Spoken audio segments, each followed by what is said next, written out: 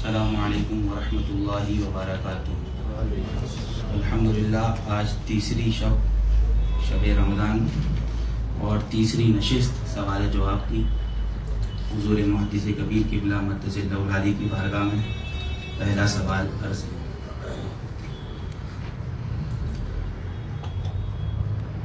پہلا سوال ہے حضور کہ کیا سحری کا وقت جانے کے بعد روزے کی حالت میں انسولین لے سکتے ہیں یا نہیں؟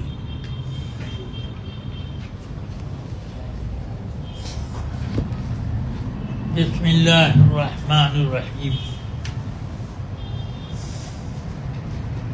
انسولین کا انجیکشن اس طریقے پر لیا جاتا ہے کہ وہ براہ راست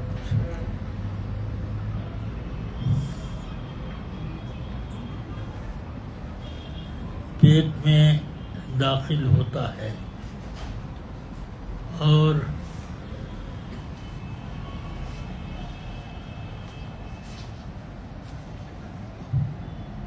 یہ مفسد اس طور پر کہ کوئی چیز اگر داخل ہو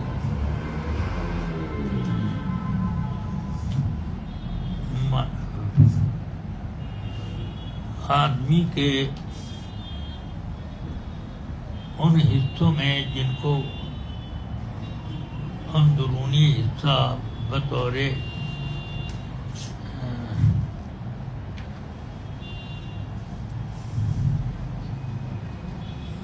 منفذ مان لیا گیا ہے، جیسے حلق کے نیچے یا مقعد کے اوپر یا کان میں یا ناک میں، اس طرح پر کوئی چیز داخل کی جائے۔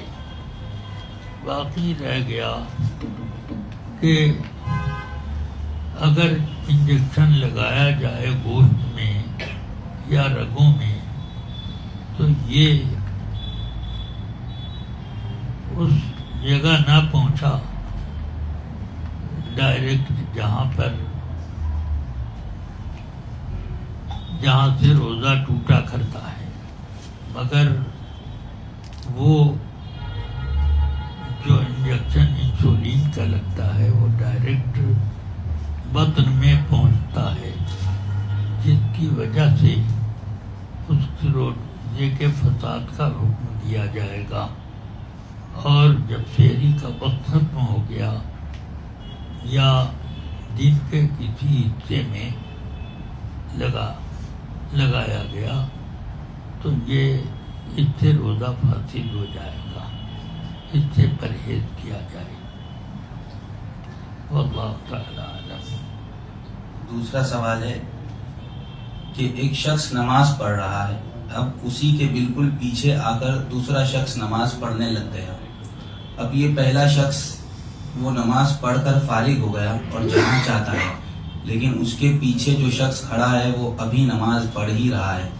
اب جو یہ پہلا شخص ہے وہ اپنی جگہ سے ہٹ کر پیچھے چلا جاتا ہے یا چلا ہی جاتا ہے، تو سوال یہ ہے کہ اس کو نمازی کے آگے سے گزرنے کا حکم آئے گا یا نہیں اس پر؟ جب امام اکیلے نماز پڑھ رہا ہے، کوئی اس میں شریک ہونا چاہتا ہے تو امام کے دائیں جانب کھڑا ہونا اس کا سنت ہے، نہ یہ کہ وہ پیچھے کھڑا ہو۔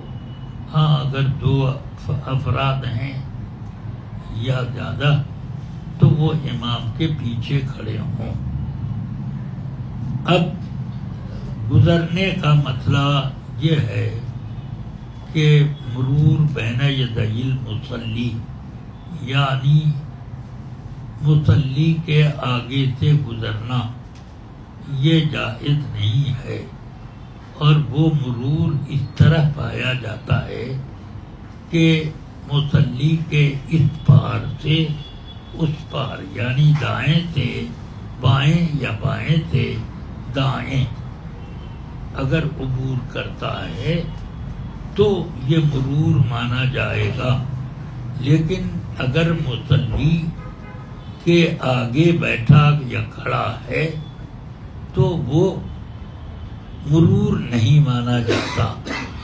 اسی وجہ سے ایک حیلہ اس بات کا کہ ایک آدمی کو سخت ضرورت ہے کہ مصلی کے آگے سے گزرے اور کوئی راستہ نہیں اس کے پاس، تو اب ایسی صورت میں وہ کسی کو وہاں کھڑا کرے مصلی کے آگے اور گزر جائے. اب وہ جو کھڑا تھا وہ اس کو بھی گزرنا ضروری تھا، تو اب ادھر سے یہ جو اس پار جا چکا ہے وہ آئے اور یہ سترا بن جائے اور اس کے پیچھے سے وہ نکل جائے، تو یہ مرور نہیں مانا گیا. ادھر سے آ کر کھڑا ہوا واپس ہوا، ادھر سے جا کر کھڑا ہوا واپس آیا، یہ مرور نہیں ہے. مرور کا معنی یہ ہے کہ مصلی کے دائیں سے بائیں کراس کرے یا بائیں سے دائیں کو کراس کرے. آگے بیٹھا ہوا آدمی دائیں یا بائیں جا سکتا ہے، وہ کراسنگ نہیں ہوئی.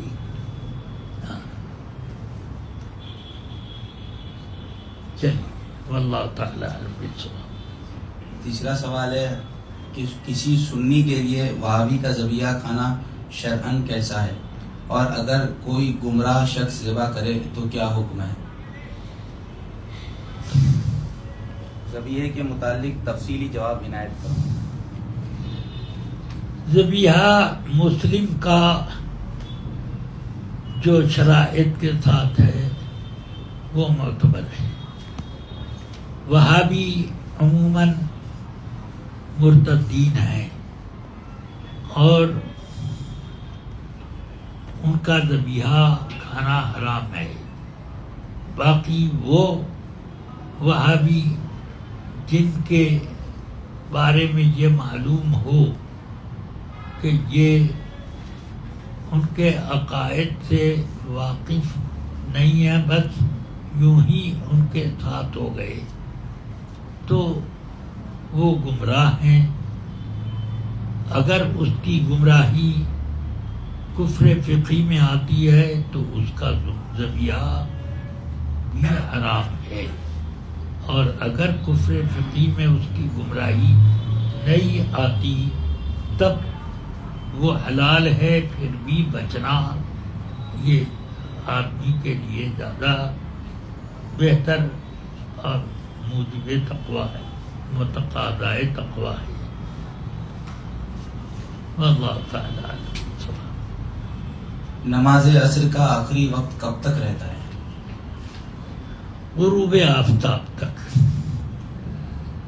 آفتاب کا کچھ حصہ بھی اگر افق سے اوپر نظر آ رہا ہے تو عصر کا وقت ہے. نیچے یعنی گولا جو ہے آفتاب کا، اس کا نچلا کنارہ جانے سے وقت ختم نہیں ہوتا، بلکہ اس کا اوپری کنارہ جب افق کے نیچے چلا جائے تو عصر کا وقت ختم ہو گیا. اس کا کوئی ایک سوت کے جتنا بھی یا ایک بال کے موٹائی میں بھی اگر باقی ہے تو وقت ہے. اس میں اگر آدمی نے اللہ اکبر کہا کہ رے بھی اس غائب ہونے سے پہلے ادا ہو گئی تو اس کی نماز ادا مانی جائے گی.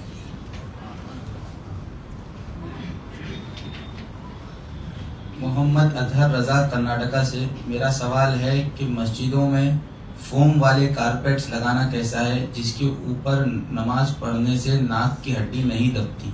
اگر لگا سکتے ہیں تو کتنا موٹا لگا سکتے ہیں؟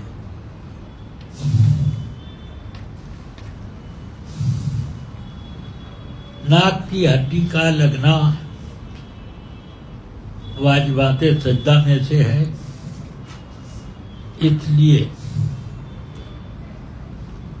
روئی یا فوم یا کسی بھی نرم چیز کا گدا یا کوئی ایسی چیز جس سے ناک کی ہڈی مستقر نہیں ہوتی، تو اب ایسی صورت میں نماز واجب الاعادہ ہے۔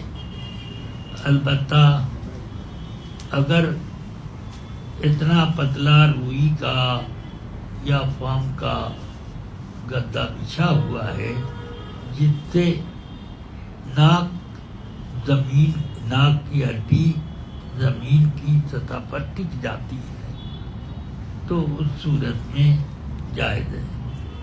زمین یا زمین سے مستقر کوئی چیز ہو، جیسے تخت پر بچھا ہوا ہے، تو بھی کہ تخت سے وہ اتنا دب گیا کہ اب اس سے زیادہ وہ دبے گا نہیں اور ناک کی ہڈی چھو گئی تو بس کافی ہے، سجدہ ہو گیا، ورنہ نہیں۔ مسجدوں میں بے احتیاطی ہوتی ہے کہ کبھی کبھی لوگ آدھے انچ یا پونے انچ کا گدا بچھا دیتے ہیں، وہ نہ چاہیے۔ جاڑے سے بچنے کے لیے اتنا باریک ہو کہ ناک زمین پر جم سکے، مستقر ہو سکے ناک کی ہڈی۔ واللہ تعالی عالم۔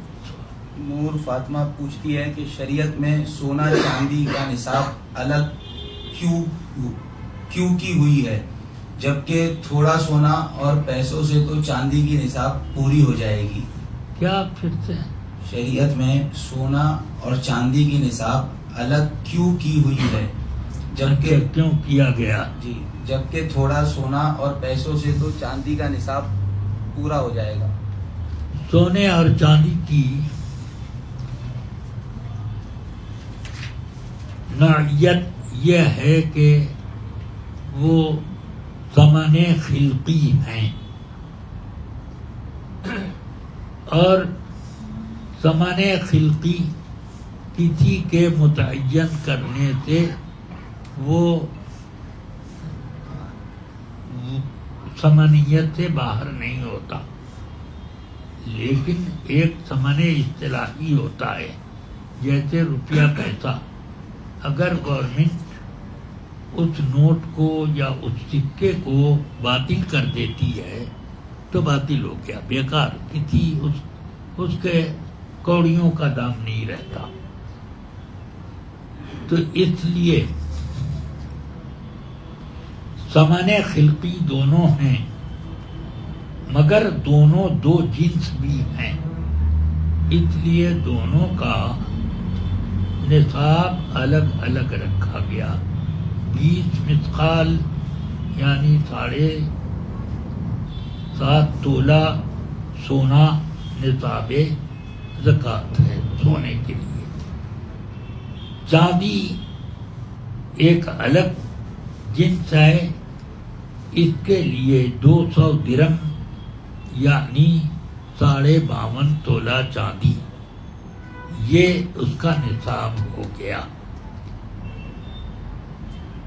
اگر دونوں نصاب پورے نہ ہوتے ہوں تو اس کو، چونکہ ثمنیت دونوں کی خلقی ہے، اس بنا پر ایک کو دوسرے میں جوڑ دیا جائے گا۔ جس میں نصاب بن جائے تو اس سے وہ نصاب یہ کیا جائے گا، سمجھ گیا؟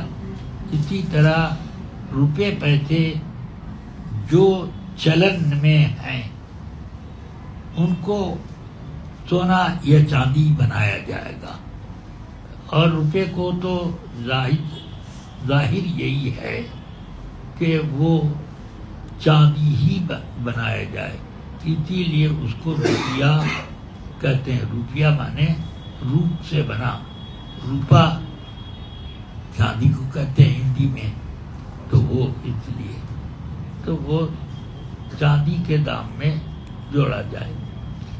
जितने रुपए की चांदी का निसाब होता है उतने रुपए अगर आदमी के पास हैं कि 52.5 तोला चांदी वो उससे खरीद सकता है, तब उसके पास सोना या चांदी ना हो तब भी उसकी ज़कात है। और अगर 52.5 तोला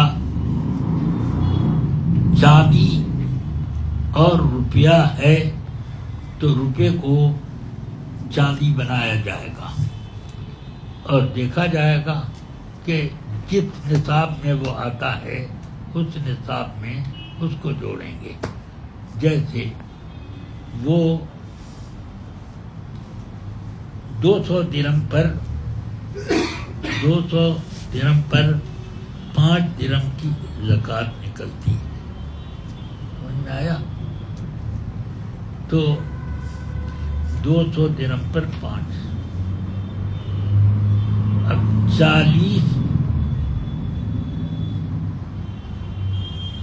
दिरहम जब तक ना हो 200 के बाद वही 5 निकलेगा। 239 दिरहम तक चांदी पर और रुपया मिलाने के बाद 239 दिरहम की चांदी होती है। 239 दिरहम चांदी होती है। तो अब ऐसी सूरत में वही 200 की मालियत वाली ज़कात देंगे। और जहाँ 40 हुई 1 दिरहम और देना होगा। बात समझ में आई? यानी बीच में ये असल में 200 दिरहम ये पहला निसाब है। उसके बाद चांदी में हर 40 दिरहम पर एक दूसरा, फिर तीसरा, फिर चौथा, 240 पर दूसरा निसाब हुआ, 280 पर तीसरा निसाब हुआ। समझ में आई बात? इसी तरह बढ़ता है और बीच में जो है वो माफ होता रहता है। नहीं समझ में आई बात? ये अब अगर बीच में आ जाता है सोने वाला भी कुछ बच जाता है जो माफ है, और चांदी वाला भी बच जाता है जो माफ है, तो दोनों को एक बनाएंगे। अगर चांदी बनाने में दूसरा निसाब बन जाए या सोना बनाने में दूसरा निसाब उसका बन जाए तो अब उसकी भी ज़कात देनी ये। तो उसकी तमनीयत की वजह से ये रखा गया है कि दोनों को में जब कुछ निसाब से फादिल बच रहा है तो उसको जोड़ा जाएगा। हाँ, समनियत की बना पर कि दोनों समान है, बस ये है। और इसकी तफसील बाहर शरीयत वगैरह में देखी जा सकती है, और बाहर शरीयत के किताब ज़कात में।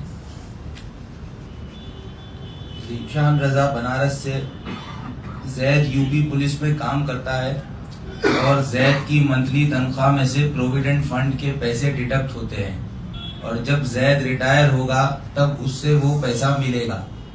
हाँ, अगर जैद चाहे तो कुछ कागजी कार्रवाई करके कुछ पैसे जब जरूरत हो तब वो निकाल सकता है।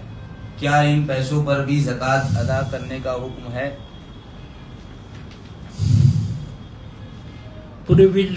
प्रोविडेंट फंड जो कटता है उसकी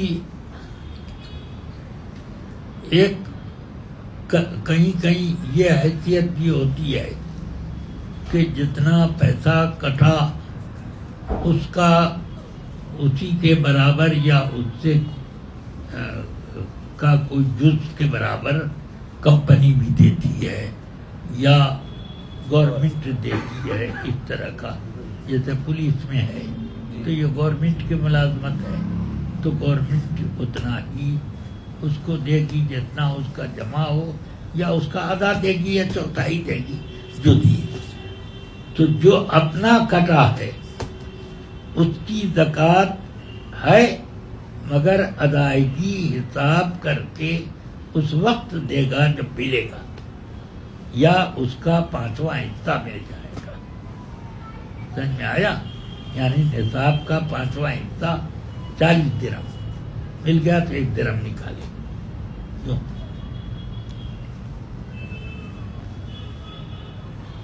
بات سمجھ میں آ رہی؟ بس یہی ہے۔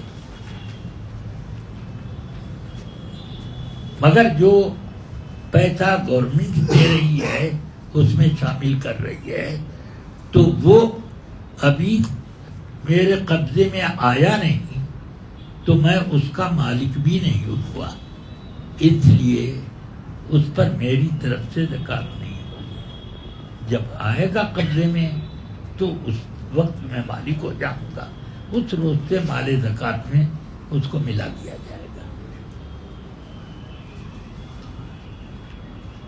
عبد القادر میمن سوال پوچھتے ہیں کہ نماز پڑھ رہے ہیں اور سلام پھیرنے کے بعد جاندار کی تصویر آگے ہو یا پیچھے یا پھر کہیں دائیں بائیں نظر آئے تو کیا حکم ہے؟ اکثر مسجد میں ہوتا ہے کہ جماعت سے نماز پڑھنے کے بعد پتہ چلتا ہے کہ کوئی نمازی کے کپڑے یا اس کے بیگ پر جاندار کی تصویر ہے، ایسے میں کیا حکم ہے؟ تصویریں دو قسم کی ہوتی ہیں، چھوٹی اور بڑی۔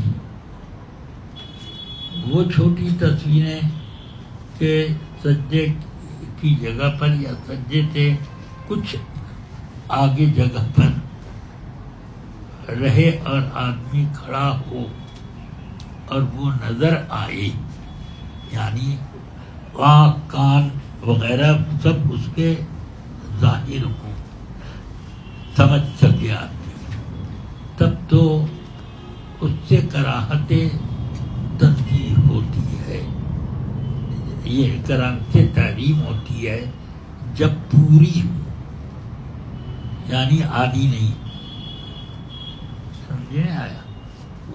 پوری ہو۔ اور یہ کراہت تنزیہ پوری ہے اور چھوٹی ہے، کان آنکھ نظر نہیں آتے، یا کچھ نظر آتا ہو مگر وہ اس طرح رکھا ہو کہ اس سے تذلیل مقصود ہو، یعنی زمین پر بچھا ہوا ہے، پاؤں اس پر رکھے ہوئے ہیں اس طرح پر، تو ایسی صورت میں کراہت نہیں ہے۔ لیکن اس صورت میں جبکہ وہ بڑی تصویر ہو کہ وہ سب نظر آتا ہو اس کا اور پوری تصویر ہو تو کراہت تحریم ہے۔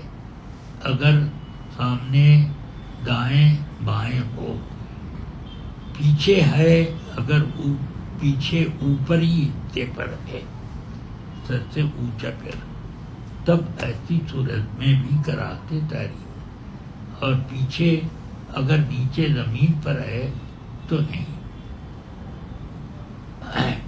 یا پیچھے ہی ہو، تعظیم کے ساتھ رکھی گئی ہو تو بھی مکروہ تحریمی ہوگی نماز۔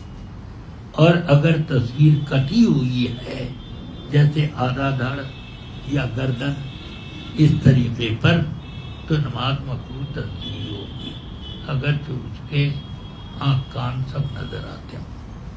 فتاوی رضویہ کی پوری تشریح میں کا اقتباس کیا۔ چلیے، میں ایک مہینہ پہلے شارجہ UAE میں جاب کے لیے آیا ہوں۔ یہاں پر گوشت سب فریزر میں رکھا ہوا ملتا ہے، جس میں کچھ پاکستانی بیف کے پیکٹ پر حلال لکھا ہوتا ہے، لیکن پتہ نہیں وہ وہابی کا ذبیحہ کیا ہوا ہے یا سنی کا، تو اس گوشت کو کھا سکتے ہیں یا نہیں؟ جن علاقوں میں زیادہ تر گوشت ایسے ہی لوگوں کا دستیاب ہوتا ہے جن کا ذبیحہ مسلمانوں کے لیے ممنوع ہے، تو وہاں پر اس سے بچنا واجب ہے. اور جہاں زیادہ تر صرف سنیوں ہی کا پایا جاتا ہے اور ایک آدھ کہیں کہیں مشتبہ ہوتا ہے، تو اگر وہاں شبہ ہے تو وہ شبہ کالعدم ہے. ہاں اگر معلوم ہے کہ یہ فلاں کا ذبیحہ ہے جو جس کا ذبیحہ جائز ہے، تب تو وہ حرام ہے. یہ مسئلہ اس صورت میں جبکہ آدمی کا پتہ نہیں ہے کہ ذابح کون ہے، یہ اس طرح کا مسئلہ ہے، تو وہاں پر انہی چیزوں کا اعتبار ہوگا کہ زیادہ کون سا دستیاب ہوتا ہے. عبارات وغیرہ میں زیادہ تر ایسا ہی ہوتا ہے کہ ایکسپورٹ امپورٹ کا مال آتا ہے اور اس میں زیادہ تر ایکسپورٹ کرنے والی کمپنیاں جو ہوتی ہیں وہ گڑبڑ ہوتی ہیں.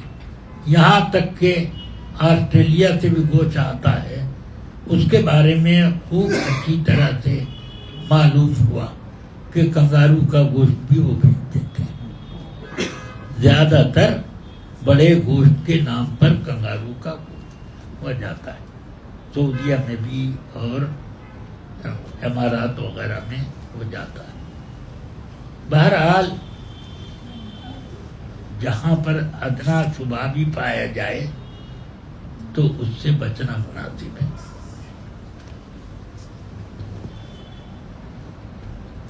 سوال یہ ہے کہ مجھے ایسیڈیٹی کی پرابلم بہت زیادہ ہے، جس کی وجہ سے مجھے ڈکار کافی زیادہ آتی ہے.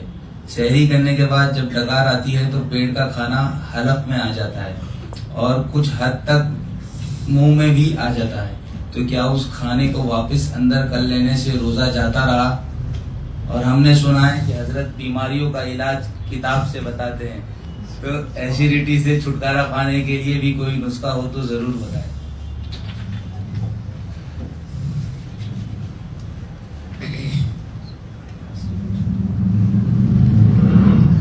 اللہ نے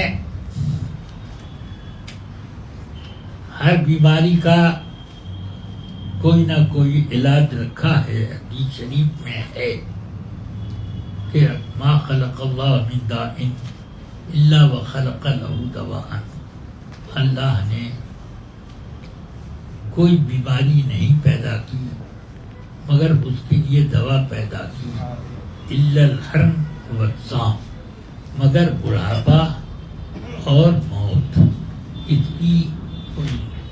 اس کا کوئی علاج نہیں.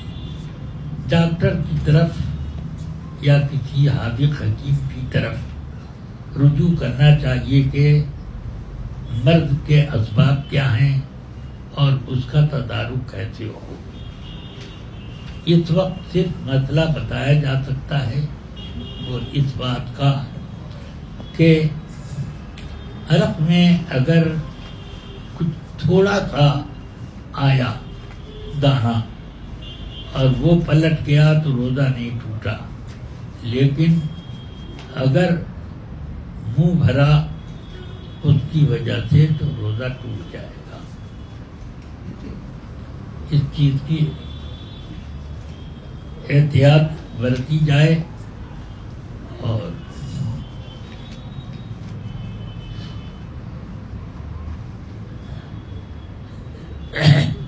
ریاح وغیرہ سے بچنے کے لیے ہینگ کا استعمال کرنا چاہیے کم سے کم. جزاک اللہ. ایک سوال ہے، اعتکاف کی حالت میں موبائل چلانا کیسا؟ موبائل اعتکاف میں ہو یا بغیر اعتکاف کے مسجد میں استعمال نہ کیا جائے، کیونکہ عام طور سے اس میں دنیاوی گفتگویں ہوتی ہیں، اور آدمی کی دنیاوی گفتگو مسجد میں، اس کا حدیث میں آیا کہ جس طرح آگ لکڑی کو تباہ کرتی ہے، اسی طرح دنیاوی گفتگو لوگوں کی نیکیوں کو تباہ کر دیتی ہے، مسجد میں دنیاوی گفتگو۔ اس لیے اگر اس سے قرآن شریف سن رہا ہے یا کسی سے دینی مسئلہ سن رہا ہے یا بتا رہا ہے تو یہ تو جائز ہے، لیکن اس کے علاوہ یعنی ذکر اذکار اور تو امور دینیہ وغیرہ کے علاوہ یوز کرنا درست نہیں، بچے اسے۔ گھر والوں کو خیر خیریت کا میسج کرنے کے لیے اعتکاف میں استعمال کر سکتے ہیں یا نہیں؟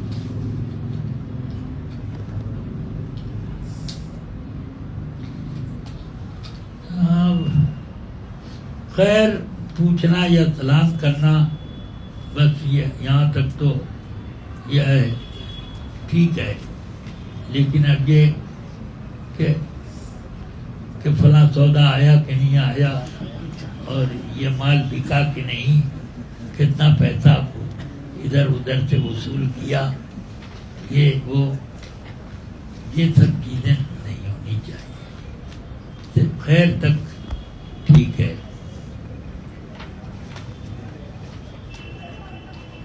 احترام جس کو انگلش میں نائٹ فال کہتے ہیں، اس کے بعد سحری کر کے روزہ رکھ سکتے ہیں، اور صبح پاک ہو جائے تو؟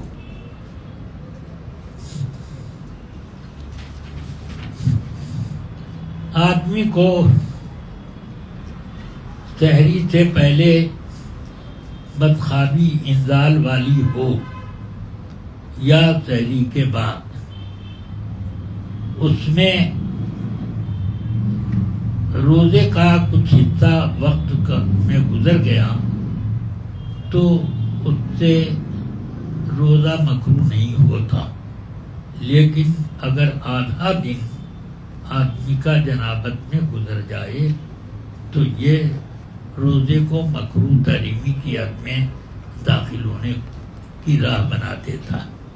اس لیے اگر کسی نے بیوی سے جماع کیا یا اس کو احتلام ہوا سحری کے پہلے فجر کے وقت نماز سے پہلے اگر وہ غسل کر لیتا ہے تو کوئی حرج نہیں، نماز پڑھ لے، تھوڑا سا وقت گزر گیا حالت جنابت میں، اس میں کوئی حرج نہیں، یا دن ہی میں وہ سویا اور احتلام ہو گیا تو اس سے بھی روزہ نہیں ٹوٹا، مگر یہ کہ آدھا دن وہ نہ گزرے، اس کے اوپر جلد سے جلد آدمی اپنے آپ کو غسل سے فارغ بنا لے، پاک صاف بن جائے۔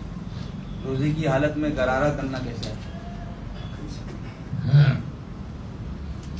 اس میں تو غرارہ کرنا تو عموماً غرغرہ کرنے میں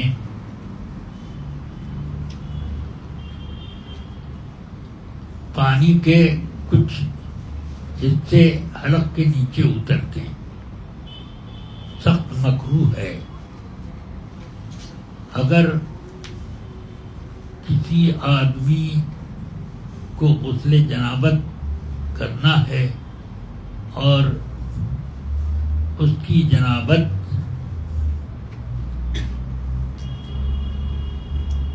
روزے کا وقت شروع ہونے کے پہلے کی ہے اور کوئی پانی پی لیا ہے اس نے یا غرارہ کر لیا ہے روزے کا وقت شروع ہونے سے پہلے، تو غسل میں اس کو کلی کرنا کافی ہے، غرارے کی تو کوئی ضرورت نہیں۔ ہاں جس نے نہ کیا ہو تو اس احتیاط کے ساتھ وہ کلی کرے کہ حلق کے اوپر تک کا جو حصہ منہ میں شمار ہوتا ہے وہ دھل جائے، بس اس پر سے پانی گزر جائے اور حلق سے نہ اترے۔ روزہ یاد رہا اور حلق سے ایک قطرہ بھی اتر گیا تو آدمی کا روزہ ٹوٹ گیا، اور روزہ یاد ہی نہیں تھا اور وہ بھول کر ایسا ہو گیا، تب تو پھر معافی کی درجے میں۔ یہ آخری سوال ہے کہ کوئی مالدار شخص عمرے کو گیا رمضان شریف میں اور عید کا چاند اس پر حج فرض ہے، اور عید کا چاند اگر اس نے مکہ مکرمہ میں دیکھا تو اس کے لیے کیا حکم ہے؟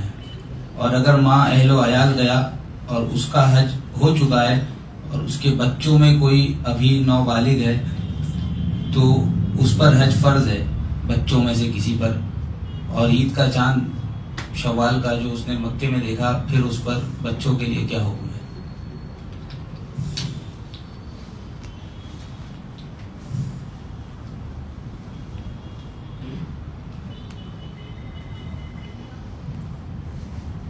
وہ عمرے کے لیے گیا ہے اور شوال کا چاند نظر آ گیا تو حج اس پر فرض تو ہوگا مگر فوراً ادا کرنا اس کا واجب نہیں ہوگا، خصوصاً اس زمانے میں جب کہ عمرہ کو جانے والوں کو حج تک رکنے کی اجازت نہیں ہوتی،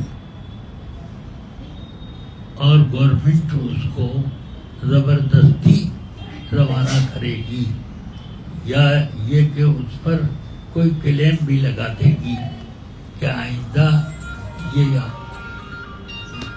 حج کو بھی نہ آوے، تو اس لیے اس سال تو یوں بھی نہیں ہے۔